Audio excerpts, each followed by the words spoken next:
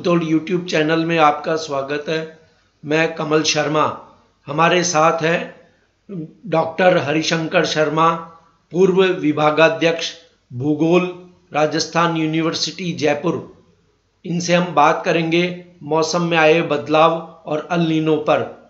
Doctor साहब, इस साल भारत में अल नीनो आने की बात कही जा रही है।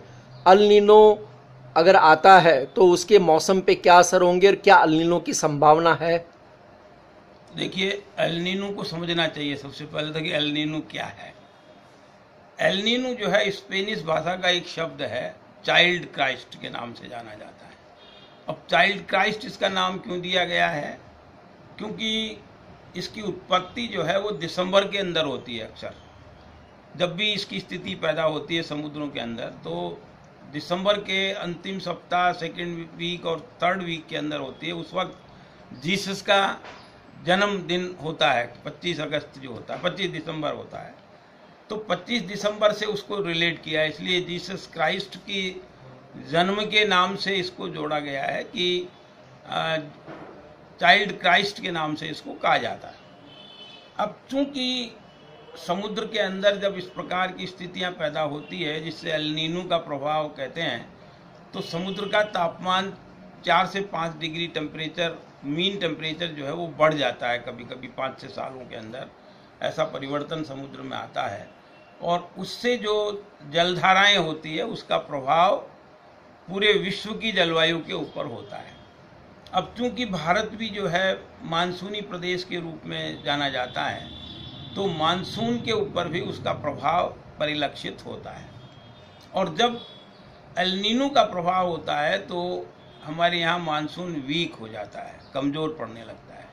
लेकिन ये भी बात सही है कि पिछले अगर 20-25 वर्षों के इतिहास को हम देखें यहाँ पर, तो उसमें हमने देखा है कि जिस वर्ष एल नीनो हुआ उस वक्त मानसून अच्छा हो गया, और कभी कभी मानसून के प्रभाव के अंदर, एल नीनो के प्रभाव से मानसून भी परिवर्तित हुआ। तो ये स्थितियां होती रही है अपने भारत के संदर्भ में, अगर मानसून की स्थिति को देखें और एल नीनो के प्रभाव को देखें। लेकिन इस वर्ष ऐसी भावना प्रकट हो रही है और लोगों के रिसर्च से ये पता लग रहा है कि एल नीनो का प्रभाव इस वक्त होने की संभावना है। अब उसका प्रभाव किस प्रकार से होगा, जून जुलाई के अंदर उसका इम्पैक्ट होगा या जुलाई अगस्त में उसका इम्पैक्ट होगा, लेकिन ऐसी संभावना व्यक्त की जा रही है मौसम वैज्ञानिकों के द्वारा कि इस वर्ष एल नीनो का प्रकट होना हमारे मानसून के लिए एक संकटकालीन स्थिति जैसा पैदा होगा।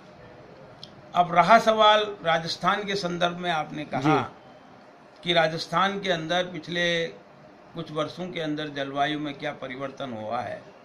देखिए, जलवायु परिवर्तन एक प्राकृतिक घटना कहता हूँ मैं प्रारंभ में, तो जो है, क्योंकि जब से ये पृथ्वी बनी है तब से जलवायु के अंदर परिवर्तन परिलक्षित होते रहे हैं।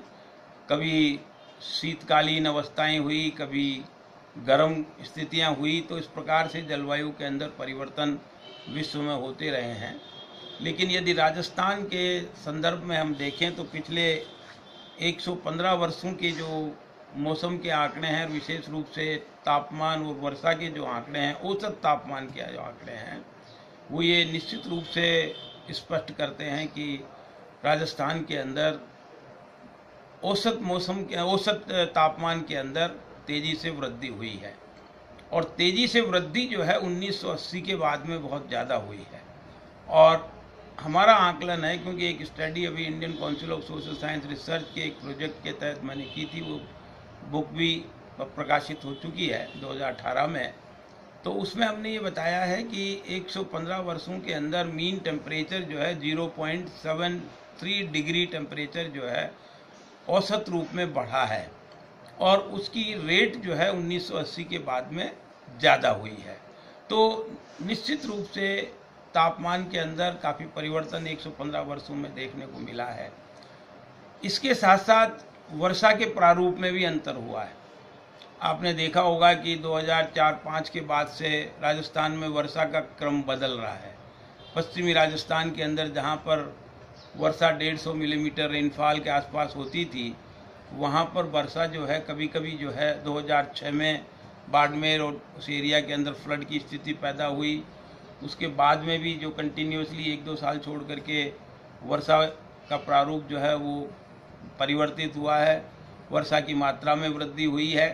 तो ट्रेंड ये बता रहा है कि वर्षा जो है वो पश्चिमी भाग के अंदर बढ़ने की स्थिति बनी हुई है और ईस्टर्न पार्ट के अंदर वर्षा के अंदर कमी देखने को मिलती है। अब उसका कारण ये भी हो सकता है कि मानसून जो है वो बहुत ही गतिमान प्रक्रिया है और अरेबियन सी ब्रांच और बे ऑफ बंगाल ब्रांच से जो वर्षा भारत के अंदर होती है, तो ऐसा लगता है पिछले कुछ वर्षों के अध्ययनों से ये पता लग रहा है कि अरेबियन सी ब्रांच जो है वो ज़्यादा एक्टिव हो गई है और उस एक्टिवनेस की वजह से पश्चिमी राजस्थान के अंदर वर्षा के प्रारूप के अंदर वृद्धि हुई है और बे ऑफ बंगाल का जो मानसून है उसमें काफ़ी अस्थिरता की स्थिति बनी हुई है और इसी कारण से जो है ईस्टर्न इंडिया में भी आप देख लें और राजस्थान भी उसी का एक भाग है, तो इन क्षेत्रों में भी वर्षा की स्थिति के अंदर परिवर्तन हुआ है।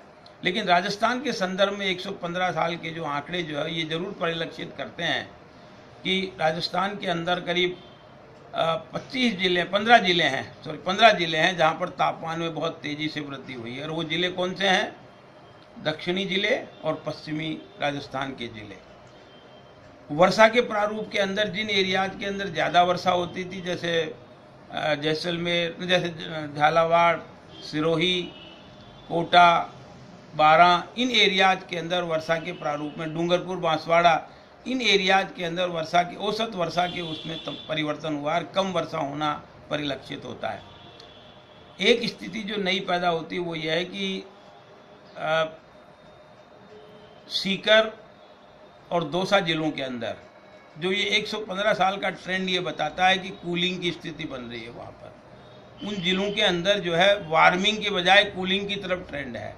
तो ये एक नया राजस्थान के संदर्भ में जो है एक बात प्रकट होती है कि उन 2 जिलों के अंदर कूलिंग की स्थिति क्यों हो रही है, इस पे भी कार्य करने की आवश्यकता है। लेकिन ओवरऑल राजस्थान के अंदर जलवायु परिवर्तन के परिणाम स्वरूप काफ़ी चेंजेज आ रहे हैं और उसका प्रभाव हमारे जल संसाधनों के ऊपर है, हमारी कृषि के ऊपर है। कारण अगर हम देखें राजस्थान में कि किन कारणों से ये सब हो रहा है, तो उसमें सबसे पहला तो हम लेते हैं कि वन विनाश की जो क्रिया हो रही है अरावली और उसके आसपास के क्षेत्र में।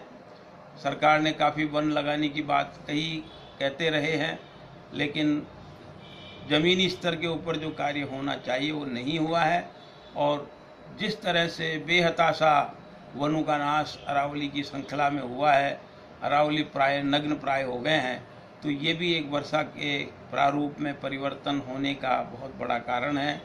इसके अलावा लैंड यूज के अंदर जो हमारे भूमि उपयोग की जो तरीका है उसमें बहुत परिवर्तन हुआ है। वेस्टर्न राजस्थान के अंदर कैनाल इरिगेशन सिस्टम डेवलप हो गया, उसको लेकर के कई चेंजेज आए हैं। तो लैंड यूज के अंदर जो ओवरऑल चेंज आया वो भी उसका बहुत बड़ा कारण है। इस तरह से जो है पूरे प्रक्रिया के अंदर जो है हमारे बदलाव जो हो रहा है और उसकी वजह से कार्बन डाइऑक्साइड गैस और ग्रीन हाउस गैसेस का उत्सर्जन जो अर्बनाइजेशन हो रहा है, मतलब शहरीकरण हो रहा है, एग्रीकल्चर में ट्रांसफॉर्मेशन हो रहा है, इसी तरह से जो है इंडस्ट्रियलाइजेशन हो रहा है। तो ये सारे कारण मिलकर के सामूहिक रूप से हमारे इस मौसम तंत्र को बदलने के अंदर जो है काम कर रहे हैं और वो स्पष्ट रूप से अब परिलक्षित भी होने लगा है।